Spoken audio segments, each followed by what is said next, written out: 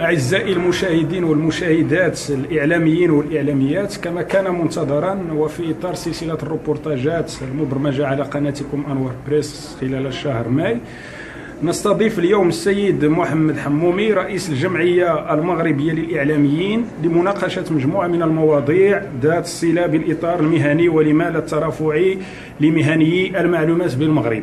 السيد محمد حمومي الزول أزول مسانوار تنميرتك نسمير خويدان نسمي بيه.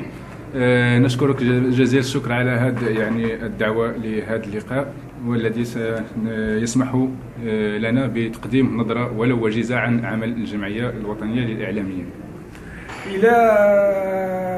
لو سمحتم السي محمد الحمومي، نطرح السؤال ربما البدايات على هذه المسيرة الجمعوية. ماذا يمكنكم أن تقولون على السي محمد الحمومي كرئيس للجمعية الوطنية للإعلاميين؟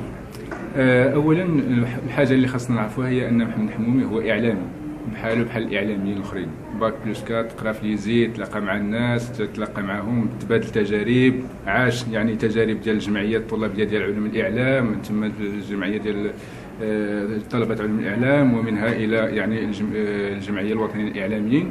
كان الهم حقيقة ليس هو الوصول إلى رئاسة الجمعية، لأنه في النهاية هذا تشريف وليس هذا تكليف وليس تشريف، وبالتالي يعني الهم اللي يعني راودني هذيك الساعات هو أنه كاين البيرو القديم باغي يعني المكتب التنفيذي السابق وصلت يعني الأجل ونهاية الفترة ديالو الولاية ديالو، وبالتالي كان هناك يعني فراغ شبه فراغ في من سيحمل مشعل الجمعية الوطنية. وتقدمنا ونتمنوا يعني من الله التوفيق، ونتمنوا من الإخوة يعني الإعلاميين والإعلاميات بجميع مشاربهم يلتفوا حول الجمعية من أجل إنجاح الجمعية. طيب، كحصيلة السي محمد الحمومي، أي حصيلة يمكنكم بسطها أمام الإعلاميين والإعلاميات إلى غاية اليوم من ولايتكم؟ دابا باش نهضروا على الحصيلة، يعني بعد 6 أشهر تقريبا من يعني تولي منصب رئيس المكتب، يعني نحن الإخوان كاملين والأخوات اللي عندنا في المكتب كان خاصنا واحد شهرين بعد باش نتوصلوا يعني بالوصل ديال الإيداع ولو مؤقت يعني، وهذيك الساعات يلاه باش نبداو الإجراءات ديال تسليم الوثائق والارشيف والممتلكات ديال الجمعيه من المكتب السابق الى المكتب الحالي. لكن هذاك الشيء ما منعش من انه يعني الجمعيه استطاعت ان تحقق يعني حوايج اللي كنا كنشوفهم شحال هذه. نقدر نقولوا ان الاعلاميين براسهم ما كانوش كيظنوا انه واحد الوقيته الجمعيه ديالهم تقدر ديرها. مثلا المرسوم ديال اللي بغى يحول النظام ديال مدرسه علوم الاعلام الى مدرسه علوم المعلومات واللي غتخول دبلوم ديال انجينيور، كاين فيها واحد المشكل قانوني في الماده 6 اللي كيمنع الاعلاميين من اصل يعني اللي عندهم بكالوريا ادبيه من ولوج سلك المهندس. هذا كنا مشينا باسم الجمعيه وباسم الاعلاميين كاملين كتبنا رساله للسيد الامين العام الضحاك ونبهناه لهذه المساله، نبهناه ولو يعني انه داك الشيء اللي علينا حنا راه درناه، واش عطى نتيجه واش ما عطاش نتيجه هذا يعني نقاش اخر. مثلا ايضا يعني كنا انخرطنا في واحد المشروع ديال النظام الاساسي ديال ديال مهنيه المعلومات في الاداره. شكون حنا؟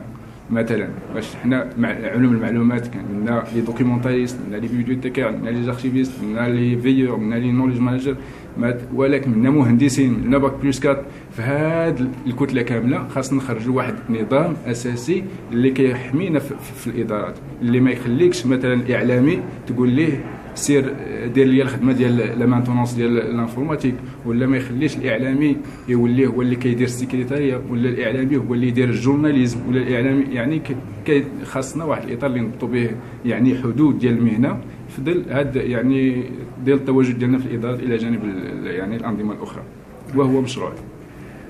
إذن ربما تشيرون إلى موضوع إعداد ما يسمى بالقوانين المنظمة والأطر المرجعية للممارسة الإعلامية أو مهنة الإعلامي بالمغرب، على سبيل ربما الاستشراف على ما تبقى من ولايتكم. ما هو برنامجكم لما تبقى من ولايتكم؟ يعني كنا من بين الأهداف اللي كنا كنسيستيو عليها نهار دخلنا البيرو هي أنه توسيع قاعدة ديال المنخرطين. الجمعية ضعيفة جدا بسبب يعني نقدر نقولها اللامبالاة ديال الإعلاميين، وبالتالي كان واجب ولازم نفكروا في واحد الحل لما لا ندخلوا معنا مهنيي الكتاب مثلا، حتى هما راه مهنيي المعلومات باش نتفقوا عليه، راه ماشي الدبلوم ديال ليزي هو اللي يحكم عليا ان ندخل لاني ولا ما ندخلهاش. لانفورماتيست وحنا في هذا الاطار خاصنا عاوتاني نبدلوا السميه ديال الجمعيه اذا امكن، لانه الا تخلينا لي زانفورماتيست خاصهم يلتفوا حول الجمعيه باش تكون قويه، سينو راه خاصنا نقلبوا على توسيع القاعده، وبالتالي يجب الانفتاح على مهنيين اخرين اللي كيخدموا معنا في مجال المعلومه. ثاني حاجه لو ريفيرونسيال ميتي، هذاك يعني الدليل المرجعي للكفاءات في ميدان علوم المعلومات. هذا سنحاول يعني انه نديروا واحد دليل مرجعي اللي حتى الادارات الا بغات دير ريكروتمون خاصها ديروا على اساس هذاك الكتاب المرجعي او الدليل المرجعي. بغينا ان بروفيل ديال انفورماتيست شنو غيدير لنا انطلاقا من هذاك الدليل المرجعي، وهكذا دائما في اطار حمايه يعني حرمه الاعلامي ومهنه الاعلامي في الاداره العموميه وفي المغرب عامه. السؤال الاخير السي محمد الحمومي، على سبيل ربما الاستشراف لمهن الاخصائي المعلومات او لي زانفو ماناجر، ماذا يمكنكم القول على مستقبل او لو دوفونيغ دو لانفورماتيست ولا المهني الكتاب او المهني المعلومات والربائد والارشيف؟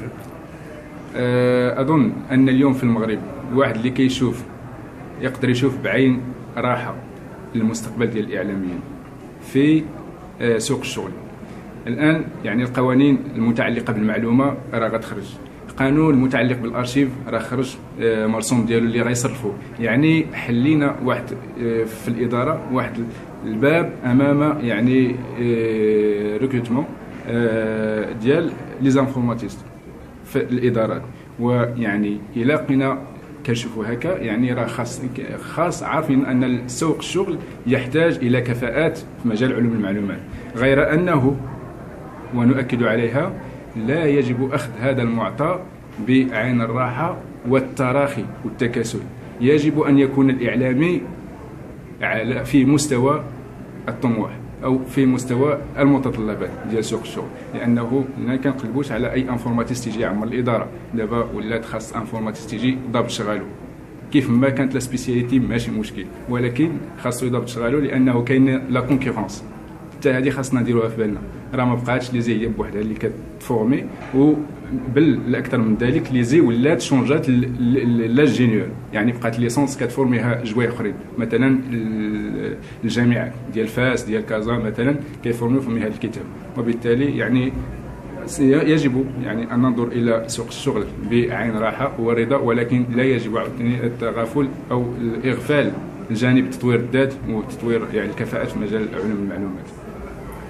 إذا كان معكم الحوار الخاص الذي أنجزه موقع أنوار بريس مع السيد رئيس الجمعية المغربية للإعلاميين السيد محمد حمومي. السيد محمد حمومي، شكرا على تلبية الدعوة. تنمية. شكرا.